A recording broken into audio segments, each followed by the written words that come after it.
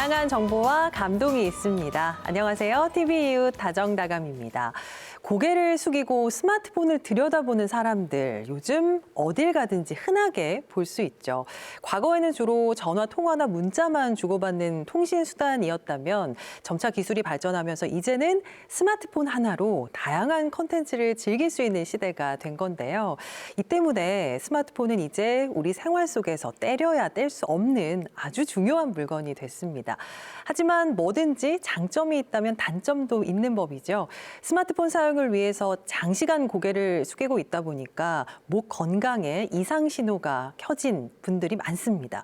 과거에는 주로 노화나 교통사고 등으로 발생했던 이 목 디스크가 최근에는 젊은 층에서 흔하게 나타나는 고질병으로 바뀌었다고 합니다. 그래서 이번 주 알면 알수록 건강 지식이 쌓이는 의학 알지 시간에는요. 우리의 목 건강을 위협하는 목 디스크에 대해서 알아보겠습니다.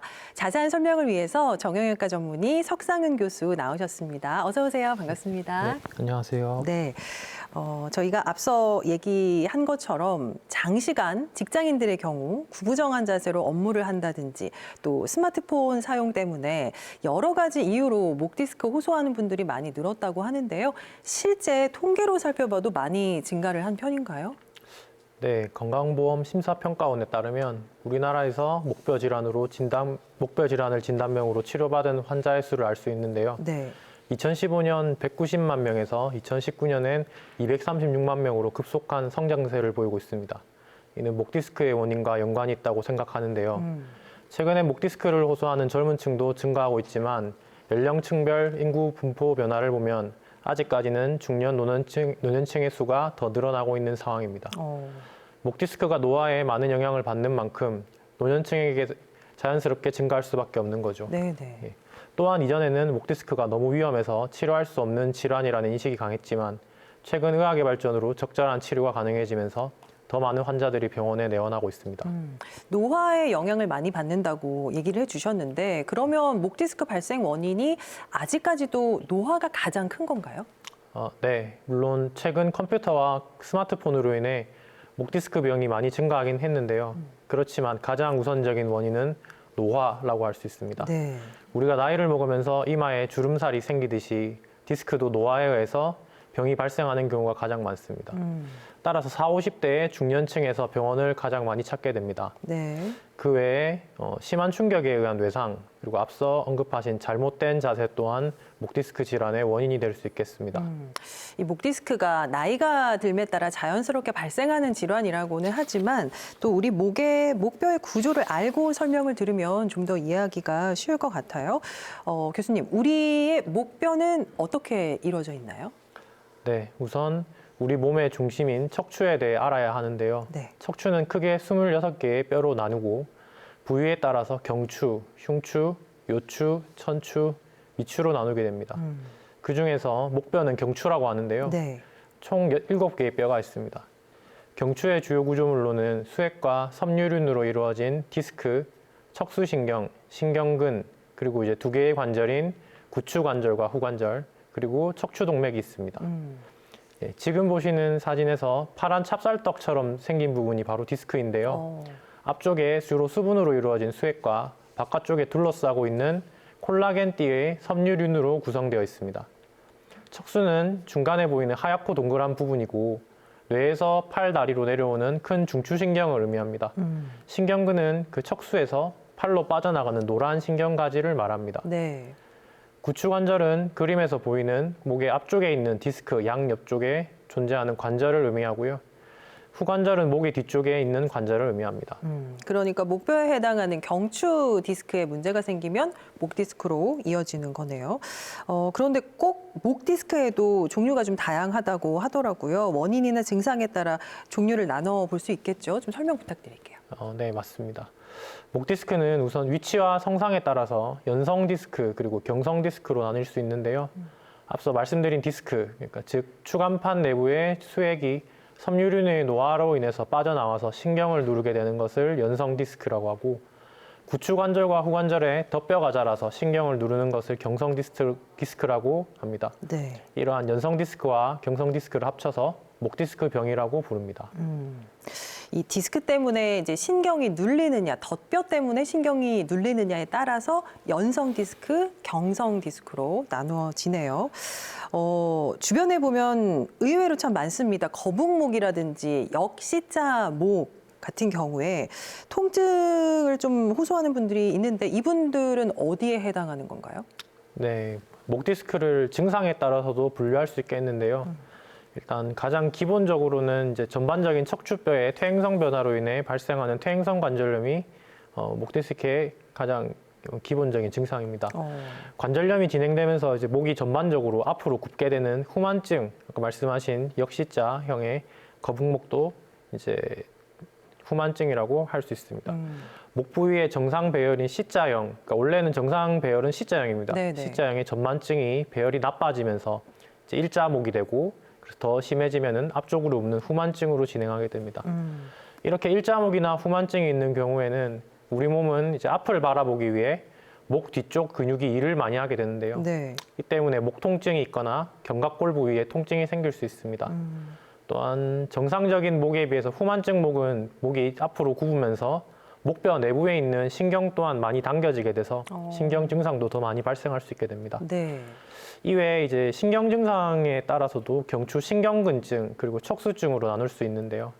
신경근증은 이제 앞서 말씀드린 척수의 가지신경인 신경근이 디스크 등으로 압박받는 것을 의미하고 척수증은 그 중간에 있는 큰 신경인 척수가 디스크 등에 압박받아서 증상을 유발하는 것을 말합니다. 예. 퇴행성 관절염도 근육이 어떻게 사용이 되느냐에 따라서도 종류가 다양하게 나눠지네요.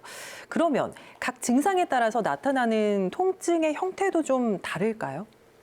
네, 우선 목 디스크를 이제 호소하시는 분들이 가장 많이 통증을 호소하는 부위는 아무래도 경추의 문제이기 때문에 목 통증을 말씀하시는 분들이 가장 많고요. 네. 신경근증 같은 경우에는 디스크에 의해서 압박되는 신경근의 위치에 따라서 다른 증상을 나타내게 됩니다.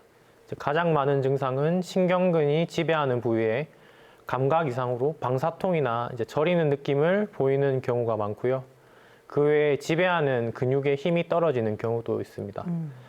경추에서 나오는 신경근은 어깨, 팔, 그리고 손가락 부위 쪽을 담당하게 되는데요. 이러한 신경이 눌리게 되면 어깨나 팔, 손가락 부위가 아플 수 있습니다. 네. 척추는 이제 하나의 원통형 구조이기 때문에 위쪽이 나빠지면 아래쪽에서는 그것을 보상하기 위해서 배열이 바뀌게 될 수 있고 이것 때문에 목 디스크 환자분들 중에서도 이제 허리가 아프다고 하는 환자도 있겠습니다. 아무래도 이제 척추로 인해서 목과 허리가 연결이 돼 있다 보니까 다양한 부위에서 통증이 느껴지는 것 같은데 그 목 디스크를 검색을 하다 보니까 척수증이라는 얘기도 많이 나오더라고요. 이것도 네. 좀 설명을 해주셔야 될 것 같아요. 네, 사실 앞서 이제 말씀드린 목 통증 그리고 후만증 신경근증도 중요하지만 사실 더 어렵고 중요한 질환이 척수증입니다. 이는 이제 환자 중에서 30%만 명확하게 증상을 나타내기 때문인데요. 그래도 이제 대표적인 증상을 몇몇 이제 설명해 드린다면 우선 손놀림이 부자연스러워질 수 있습니다. 환자들이 손이 세밀한 움직임이 되지 않아서 젓가락질이 최근에 좀 어려워졌다고 하거나 아니면 물건을 자주 손에서 떨어뜨리게 되고 옷에 있는 단추를 잠그기가 어려워진다고 표현합니다. 일부는 이제 회사원들 같은 경우에는 이제 최근에 글씨체가 좀 변했다고 하는 경우도 있습니다. 손에 힘이 또 잘 안 들어갈 수도 있군요. 네. 예. 그리고 이제 두 번째로는 보행 장애가 발생할 수 있습니다. 걸어 다닐 때 다리가 휘청거리기도 하고 구름이나 잔디밭을 밟고 다니는 것 같다고 표현을 하십니다. 일부는 다리가 뻣뻣해진다고도 하시고요. 네. 그리고 그 외에 이제 소대변 기능 자체가 좀 바뀌어서 이전에 비해 자주 나오거나 잘 나오지 않는다고도 하시고요. 성기능이 떨어졌다고 하시는 분도 있습니다. 환자들 중에 이제 증상이 심한 환자 같은 경우에는 일부는 걷지 못해서 휠체어를 타고 외래에 내원하시기도 합니다. 그렇군요. 특히나 어깨, 팔, 손가락을 담당하는 신경근 때문에 어깨 통증을 느끼시는 분들이 목 디스크와 오십견을 혼동한다고 하더라고요. 통증은 좀 같을지 모르지만 두 증상에 분명히 차이점이 있을 텐데 이거 어떻게 판별할 수 있을까요? 네, 맞습니다. 실제 제가 외래를 볼 때도 목 디스크와 이제 어깨 질환을 구별해야 되는 경우가 상당히 많은데요. 네. 말씀하신 것처럼 대표적으로 오십견과 목 디스크 질환의 증상이 겹치는 경우가 많습니다. 우선 오십견은 어깨 관절막에 염증이 생기는 질환이고요. 이것 때문에 어깨 관절 운동 범위가 줄어들고, 그다음에 환자분들이 이제 야간통이 매우 심해서 자다가 깬다고 말씀하시는 분이 많고, 그리고 아픈 어깨 쪽으로는 누울 수가 없다고 말씀을 하십니다. 네. 그리고 이제 저나 이제 의사가 수동적으로 어깨 관절을 움직일 때 환자분이 통증이 매우 심해진다고 하시고, 팔을 위로 올리거나 뒷짐을 져보세요라고 하면 이제 통증이 매우 심하다고 말씀하십니다. 뒷짐을 질 때도 예. 네. 목 디스크도 이제 마찬가지로 야간 통증이 있긴 하지만 이제 환자분들이 잠에서 깰 정도로 말씀하시는 경우는 조금 드문 것 같습니다. 그리고 이제 운동 범위가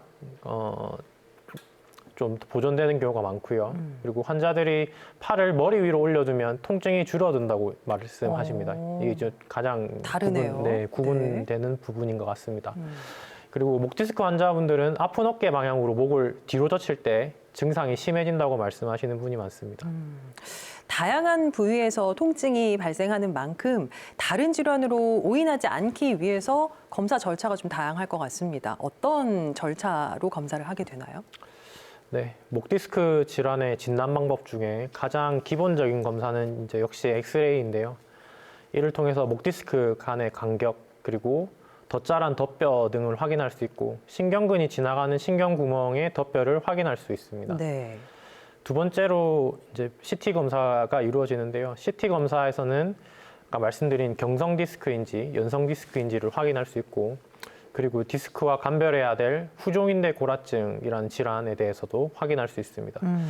그리고 자라난 덧뼈의 일부를 또 확인할 수 있기 때문에 CT도 필요하게 됩니다. 네. 세 번째 검사는 이제 신경전도 검사인데요.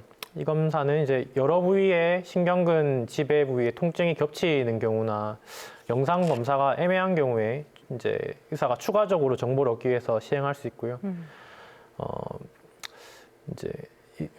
그 중에서 이제 신경과 디스크를 정확하게 이제 보려고 하는 경우에 필요한 검사는 MRI입니다. 네. MRI 검사로 어느 부위에 디스크가 튀어나와서 어디 부위에 척수신경 아니면 신경근을 누르고 있는지 파악할 수 있고요. 또 척수신경이 손상되면 MRI상에서 색깔이 하얗게 변해서 그런 부분까지 자세히 확인해 볼 수 있겠습니다. 네. 이 말씀하신 검사 병원에 가서 받기 전에 혹시 몇 가지 자가 검진 해볼 수 있는 방법이 있을까요? 네, 우선 목이 아프거나 어깨나 날개뼈 사이에 통증이 있고 팔 그리고 손가락 등을 타고 내려오는 통증, 저림감이 있는 경우에는 목 디스크를 우선 의심할 수 있겠습니다. 그리고 아까 말씀드린 것처럼 목을 뒤로 젖혔을 때 팔 쪽으로 타고 내려오는 통증이 생기는 경우, 그리고 팔을 머리 위로 올렸을 때 팔 쪽에 있는 통증이 줄어드는 경우에도 이제 목 디스크를 의심할 수 있겠습니다. 네. 그리고 척수증의 증상인 최근 젓가락질하는 것이 불편해지거나 옷에 단추를 채우는 것이 어려워진 경우에도 목 디스크를 의심해 볼 수 있겠습니다. 마지막으로 방에 일자로 이제 줄을 그어보고 발 뒤꿈치를 붙여가면서 걸어보는데, 그림과 같이 걸어보는데 줄을 따라 걷지 못하고 휘청거리거나 넘어지는 경우에는 이 보행장애가 발생되는 이제 초기 증상이기 때문에 목 디스크가 아닌지 의심해 보는 것이 좋겠습니다. 건강과 관련해서는 묻어난 것보다 좀 의심을 많이 하는 게 건강에 좀 도움이 될 것 같습니다. 목이 아픈 증상만 있으면 꼭 목 디스크인 줄 알았는데 생각보다 그 증상도 또 그에 따른 질환의 종류도 참 다양한데요. 그만큼 또 치료 방법도 다양할 것 같습니다. 목 디스크 치료는 어떻게 이루어지나요? 네, 목 디스크의 치료 방법을 크게 먼저 말씀드리고 각 증상에 따라서 또 어떻게 치료하는 게 좋을지 설명을 드리겠습니다. 네. 우선 수술을 하지 않는 보존적인 치료 방법으로는 생활 습관 교정이 가장 중요하겠습니다. 목이 과도하게 앞으로 굽은 자세를 하지 않도록 하는 것이 좋겠고, 스트레칭 없이 같은 자세로 이제 오래 작업하는 것 또한 좋지 않습니다. 네. 또한 경추 부위에 많은 부하를 줄이기 위해서 목 주변 근육의 강화 운동을 하는 것이 좋겠습니다. 두 번째로 약물 치료도 있는데요. 약물 치료 같은 경우에는 진통소염제와 신경통약을 주로 사용합니다. 약물 치료에도 효과가 없는 경우에는 주사 치료를 시행하기도 하는데요. 주사 치료는 주로 신경근 차단술을 시행합니다. 방사선, 그러니까 엑스레이를 보면서 시행할 수도 있고, 그리고 초음파 하에서도 시행할 수도 있는데, 최근에는 합병증을 줄이기 위해서 목신경 주변의 혈관을 보면서 시행하는 초음파하 신경근 차단술이 좀 더 각광받고 있는 것 같습니다. 네. 수술을 하지 않는 보존적인 치료 방법에 대해서 설명을 해주셨어요. 그렇다면 꼭 시술이나 수술적 치료를 받아야 하는 경우는 어떤 경우인가요? 먼저 신경근증을 말씀드리겠습니다. 신경근증이 심하지 않다면 보존적 치료를 우선 시행하긴 하는데요. 만약에 환자가 근력에 마비가 있는 경우나 보존적인 치료, 주사 치료까지 시행을 했는데 효과가 네. 없는 경우에는 수술적 치료도 고려를 합니다.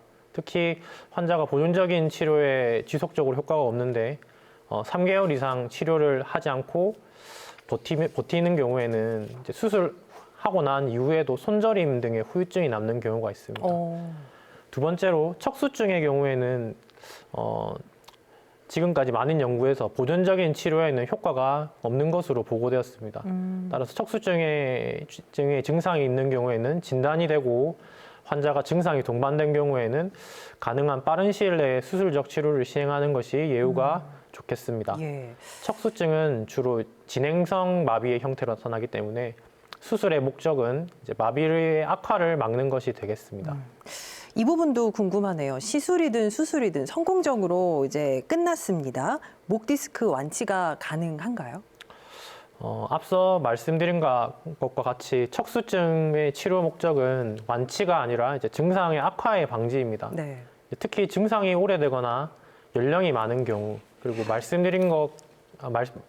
연령이 많은 경우에는 말씀드린 바와 같이 후유증이 남을 수 있겠습니다. 그 외에 신경근증으로 인해 마비가 너무 오래된 경우에도 수술 후에 마비 증상이 남는 경우가 있겠고, 증상이 오래된 경우에도 이제 수술 후에 저림감 등의 증상이 남는 경우가 있겠습니다. 네, 계속해서 상태를 보고 대처를 해야겠네요. 네. 지금까지 목 디스크의 다양한 질환과 통증 그리고 치료 방법까지 알아봤는데요. 이번에는 목 디스크와 관련한 오해와 진실을 또 살펴보도록 하겠습니다. 판넬 한번 보시죠. 첫 번째입니다. 거북목, 일자목은 코골이를 유발한다. 이 목 디스크와 코골이가 연관이 있나요? 네, 맞습니다. 네. 척추가 후만증으로 이제 변할 경우에는 목 앞쪽에 있는 기도가 좁아질 수 있는데요. 이것 때문에 수면 중에 코를 골거나 수면 무호흡 증상이 나타날 수도 있겠습니다. 환자분들 중에 심해지는 경우에는 이제 뇌가 있는 곳까지 산소가 원활하게 전달되지 못하면서 만성 피로감을 느낀다고 하시는 분도 있겠습니다. 네. 그 기도를 좁아지게 해서 이제 수면에 방해를 주는군요. 오해와 진실 두 번째 보겠습니다. 목 디스크가 있으면 허리 디스크 발생 위험이 높다. 궁금하네요. 이건 뭔가요? 네, 이곳은 제가 세모로 대답하겠습니다. 네. 목 디스크가 반드시 허리 디스크를 유발하는 것은 아닌데요. 그러나 이제 목 디스크가 있는 환자, 특히 이제 신경근증이 있는 경우에는 환자가 통증을 경감시키려고 목을 굽히는 자세를 취하게 됩니다. 그럼 이제 우리 허리는 몸 전체의 밸런스를 유지하고 싶어하고, 그리고 앞을 보기 위해 전방 주시를 하기 위해서 허리를 과도하게 그러니까 젖히는 자세를 취하게 될 수 있겠고요. 네. 이것 또한 허리 디스크의 원인이 될 수 있겠습니다. 이제 목에 통증이 느껴질 때 자세가 흐트러지면서 허리에도 통증이 가해질 수 있다. 이런 설명을 해주신 것 같고요. 이제 마지막 오해와 진실 보겠습니다. 목 수술 시 사지마비의 위험성이 높다. 이거 좀 무서운 얘기인데 X였으면 좋겠어요. 뭔가요? 이것도 일단 제가 세모로 대답을 하겠습니다. 네.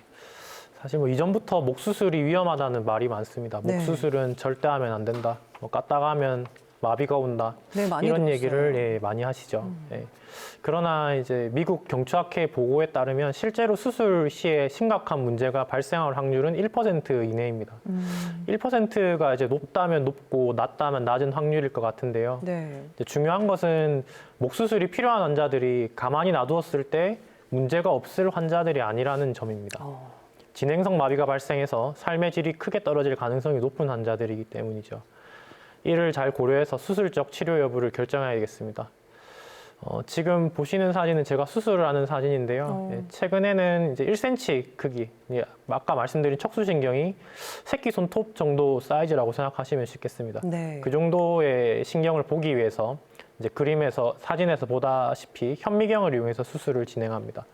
물론 현미경으로 수술한다고 해서 100% 안전하진 않겠지만 이전에 눈으로 새끼 손톱을 보면서 수술했을 시기에 비해서는 굉장히 안전하고 효과적으로 수술할 수 있겠습니다. 예, 이제 과거에 비해서 기술이 많이 발전했기 때문에 수술도 더 안전해졌으니까요. 또 그런 부분 걱정하지 않으셔도 되겠습니다. 자, 오늘도 역시나 다정다감에 많은 분들께서 궁금증이 담긴 사연 보내주셨습니다. 제가 한번 읽어보도록 할게요. 먼저 30대 여성분이신데요. 제가 봐도 제 목이 다른 여성분들에 비해서 길고 가는데요. 그런데 얼마 전에 목이 길고 가는 사람이 목 디스크에 걸릴 가능성이 높다는 기사를 하나 접했습니다. 그 이후부터 좀 불안하더라고요. 이게 사실인가요? 하셨습니다. 우리가 미관상 목이 길고 가늘다고 하면 예쁜 목이다라고 얘기를 하는데 목 디스크의 위험성을 안고 살아간다고 생각하면 마냥 행복하지 않을 것 같거든요. 이게 정말인가요? 길고 가는 목일 경우에 목 디스크가 발생할 가능성이 높나요? 예, 목이 길고 가는 사람이라고 반드시 목 디스크가 발생할 가능성이 높진 않습니다. 그러나 이제 목이 길고 가는 사람의 경우에는 목 주변 근육이 약할 가능성이 있고 이에 따라서 다른 사람들에 비해서 이제 목 부위에 노화가 빨리 발생할 수는 있겠습니다. 네. 이를 예방하기 위해서 목 주변 근육 운동을 열심히 하는 것이 좋겠습니다. 참고로 목이 굵고 두꺼운 사람들 같은 경우에는 또 후종인대골화증이라는 다른 질환이 또 발생할 가능성이 또 높은 것으로 보고되어 있습니다. 그렇군요.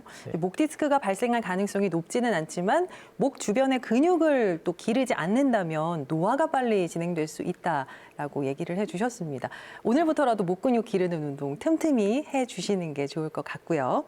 다음 사연입니다.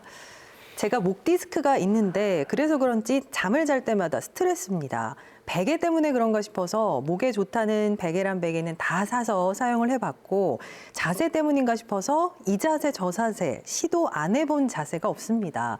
그런데도 계속 목이 아파서 잠을 못 자겠어요. 해결 방법 있을까요? 하셨는데 베개가 너무 높아도 안 좋고 너무 낮아도 안 좋다는 얘기 많이 들어왔는데 이분은 목 디스크가 있는 상태에서 자신에게 맞는 베개를 찾지 못해서 숙면을 취하지 못하고 계신 것 같습니다. 이런 경우는 어떻게 해야 될까요? 네. 베개 때문에 목이 아프다고 할 수는 없겠지만 일단 어떤 베개가 좋은지에 대해서는 해외 학회지에는 소개된 적이 있습니다. 라텍스 베개가 일반 손베개에 비해서는 목에 도움이 되고 높이는 10cm 정도 그리고 바로 눕는 자세보다는 옆으로 눕는 자세가 목에 더 좋다고 보고되었습니다. 그렇지만 이것은 국내에서 진행된 연구가 아니기 때문에 여기에 나와 있는 베개의 높이 같은 경우에는 외국인을 기준으로 보는 것이 맞겠습니다. 일반적으로 너무 높은 베개는 좋지 않고 목 뒤쪽까지 해부학적 구조에 맞게 감싸줄 수 있는 베개가 좋을 것 같고요. 사연자분께서는 디스크 증상이 심하다면 베개에 계속 의존하기보다는 약물 치료나 주사 치료, 운동 치료 등을 병행해 보시는 게 좋을 것 같습니다. 알겠습니다. 저희가 지금 목 디스크에 대해서 알아보고 있는데요. 목 디스크 역시나 발생하기 전에 예방을 하는 게 가장 좋은 방법일 텐데요. 목 디스크 예방 방법으로는 어떤 게 있을까요, 선생님? 네, 아까 앞서 말씀드린 것처럼 생활 습관 교정이 가장 중요하겠습니다. 우선 사무직을 하시는 분들은 책상이나 컴퓨터 모니터가 너무 낮지 않게 조절하는 것이 좋겠고 가능하면 머리 부분까지 등받이가 있는 의자를 사용하는 것이 좋습니다.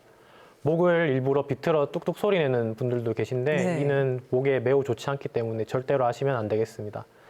장기간 운전하시는 분의 경우에는 차량 좌석에 목베개를 사용하시는 것이 좋겠고 스마트폰을 보기 위해 목을 굽히는 자세를 취하더라도 장기간 하는 것은 좋지 않습니다. 적어도 20분에 한 번씩은 반드시 자세를 바꿔서 스트레칭을 하시는 게 좋겠습니다. 네. 베개는 앞서 말씀드린 것처럼 너무 높지 않은 것을 쓰는 것이 좋겠습니다. 일단 바른 자세를 좀 유지하도록 노력을 해야 되고 그게 힘들다면 중간중간에 스트레칭을 좀 해주는 게 좋다고 말씀을 하셨는데 이제 회사 다니시는 분들 중에 저 같은 경우에도 중간중간에 좀 목이라든지 허리 한 번씩 펴주고 스트레칭을 나름대로 한다고 생각을 했는데 확실히 목에 좀 도움이 될 수 있는 스트레칭 방법 알려주시면 좋을 것 같아요. 네. 일단 목 운동에 대해서 이제 설명을 드리겠습니다. 크게 두 가지가 중요한데 앞서 말씀하신 것처럼 목의 유연성을 호전시키는 스트레칭이고요. 두 번째는 목 주변 근육을 강화시키는 것입니다. 유연성 스트레칭으로는 목을 앞으로 그리고 뒤로 옆으로 당겨주는 방법이 있는데요. 하루 10회 정도, 한 동작당 15초 정도 유지하는 것이 좋겠습니다. 네. 두 번째로는 목 주변 근육 운동인데요. 목 앞쪽, 옆쪽에 손바닥을 댄 상태에서 같은 방향으로 밀어주는 운동을 하고 이 또한 각 방향당 하루 10회 그리고 한 동작당 5초 정도 유지하면서 힘을 주는 운동을 하는 게 좋겠습니다. 네. 또한 목 뒤쪽 뒤쪽 근육이 사실 매우 중요한데요. 이것은 이제 벽에 머리를 대고 뒤로 밀어주는 운동을 같은 방식으로 시행하시면 되겠습니다. 네. 자, 소중한 목뼈 건강을 위해서 오늘부터라도 그 말씀해주신 스트레칭 방법 그리고 자세 바르게 하는 거 신경을 좀 써야겠습니다.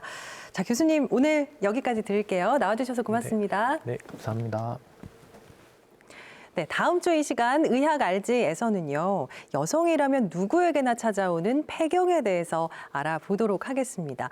궁금하신 점 있으신 분들은요. 다정다감 홈페이지 시청자 게시판에 올려주시거나 아래 번호로 연락 주시면 저희가 궁금했던 부분 시원하게 답변해 드리겠습니다. 오늘 저희가 준비한 소식은 여기까지입니다. 편안한 저녁 보내세요. 고맙습니다.